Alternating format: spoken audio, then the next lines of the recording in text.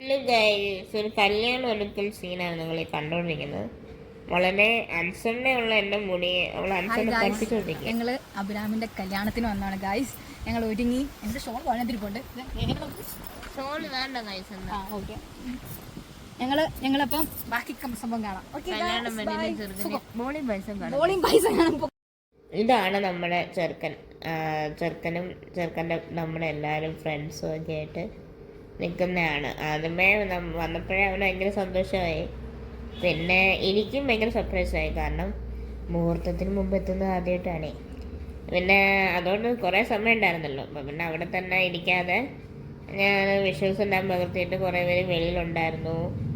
അങ്ങനെ ഞങ്ങൾ കട്ട വെയിറ്റിംഗ് ആയിരുന്നു. അവൻ്റെ പേര് അബ്രാം എന്നാണ്. അബ്രാമിൻ്റെ അച്ഛനെയും അമ്മേനെയൊക്കെ വിളിച്ചുകൊണ്ട് വന്നു. എല്ലാവർക്കും ഞങ്ങളെ അറിയാം, ഞങ്ങൾക്കും എല്ലാവരും അറിയാം. അങ്ങനെയായിരുന്നു.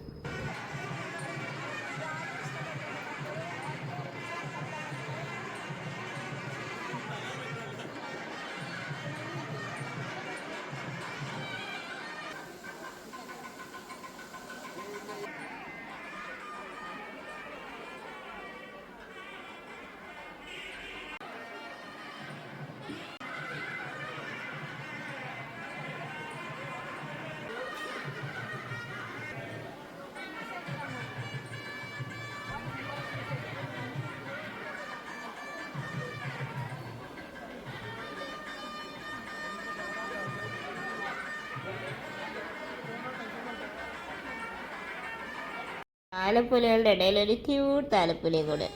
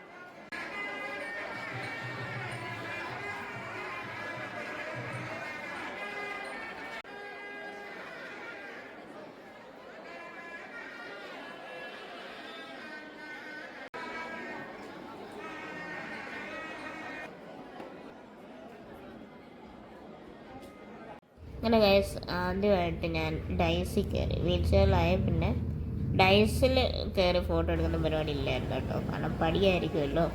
പക്ഷെ അതെല്ലാവരും കൂടെ എന്നെ കയറ്റി, അതൊരു സന്തോഷമായിരുന്നു. അങ്ങനെ ഞാൻ അത് കഴിഞ്ഞ് ഇറങ്ങി. പിന്നെ ഫോട്ടോ നമുക്കൊരു മസ്റ്റാണല്ലോ, പറയാത്ത അപ്രഖ്യാപിത ആചാരമാണല്ലോ. ഞങ്ങളുടെ ക്ലാസ് ബാച്ച് എന്തായാലും സെൽഫി സ്റ്റിക്കറോട് നിറഞ്ഞതായി സമ്പന്നമായിരുന്നു. എന്നാൽ ഞങ്ങൾ ഓരോ സെൽഫി സ്റ്റിക്കിനെ നിർത്തി ഓരോ ഫോട്ടോസായിട്ട് എടുത്തു. പിന്നെ കുറച്ച് ക്യാൻഡിഡ്സും കൂടെ എടുത്തിട്ട് ബോളിയും പായസവും കഴിക്കാനെടുത്തു.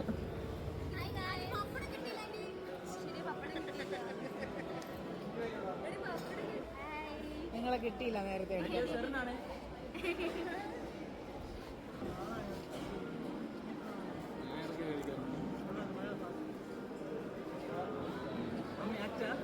അവൾക്ക് അവളുടെ സ്വന്തം ഫോൺ കണ്ടിട്ട് മനസ്സിലാവുന്നില്ല.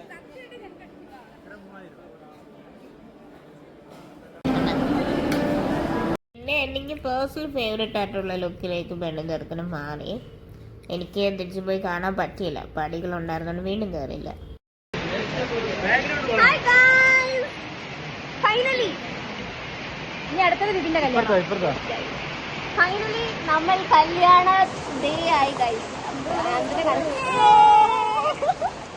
അങ്ങനെ കല്യാണം കഴിഞ്ഞു ഗൈസ്. ഭയങ്കര സൈനിങ് ഓഫ് ഒന്നും ആയില്ല ഗൈസ്. വിശേഷങ്ങൾ ഇനിയുണ്ട്. ഇതാണ് ഈവനിങ് പാർട്ടിയിലൊക്കെ. റിസപ്ഷൻ ഉണ്ടായിരുന്നു. അവൻ തീർച്ചയായിട്ടും പറഞ്ഞതാണ് വിളിച്ചായിരുന്നു. നേരത്തെയും പോകാമെന്ന് പറഞ്ഞ് ഓടിച്ചു നോക്കിയപ്പോൾ പെണ്ണിന് ചെറുക്കനെ അകത്ത് കാണാനല്ലേ, പക്ഷെ പുറത്ത് കിട്ടി.